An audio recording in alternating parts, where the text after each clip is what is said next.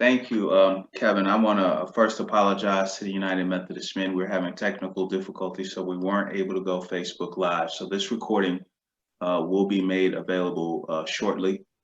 Next month in July, Kevin will be moving to Waco, Texas to become the pastor of discipleship at First United Methodist Church in Waco. And Kevin will be praying for you. We wish you the best.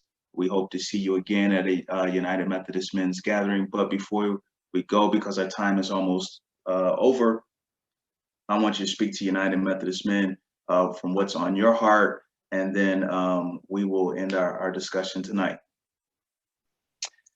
Yeah, thank you. I think that what I would say to United Methodist Men is, first, I think that this may seem obvious to some, but maybe needs to be heard by others. But it's good that you exist. There is a need for a men's ministry in the United Methodist Church, both because I think that increasingly messaging and so forth in the culture is not positive. I think part of what's happening is we're making up for a long season of, women not being treated with the dignity and respect that they deserved in the culture. And I think, unfortunately, there's a tendency when that gets addressed for there to be a backlash that is unfortunate and not terribly helpful. So first, be unashamed of the importance of men's ministry, even fight for it, continue to advocate for it.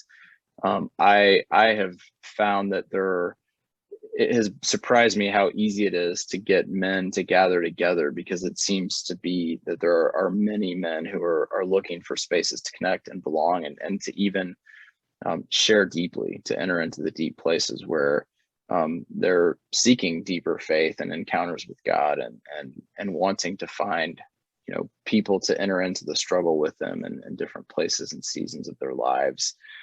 So that's very important.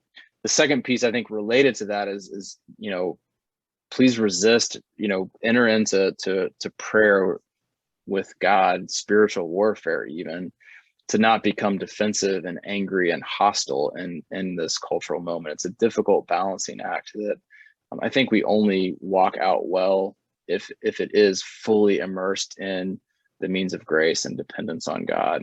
I know that I myself have done that well at times and not well at other times, and it's a journey that I'm still on in many different ways. And so I think that's the sort of peace, where finding peace with Christ, finding reconciliation with God the Father, and then expecting and looking for that reconciliation to spread from that relationship onto other relationships that you have.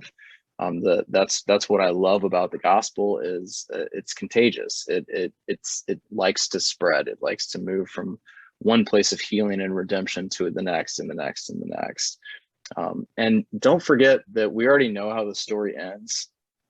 I've met a lot of men in this season who are unduly despairing. I think it can be okay to say this is a hard cultural moment. There's a lot of things that make me uncomfortable or that I feel pessimistic about.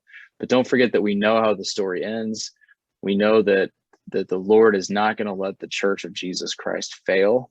The gates of hell will not prevail against it. And so we can live in any season of history, in any era, with boldness and confidence, because we have tremendous and reliable, trustworthy promises from the Lord that we can cling to, despite what may be going on around us. Thank you so much, Kevin. Thank you for your time. We will, as United Men, be praying for you as you and your family make this transition. And we hope to see you again soon in the North Georgia Conference.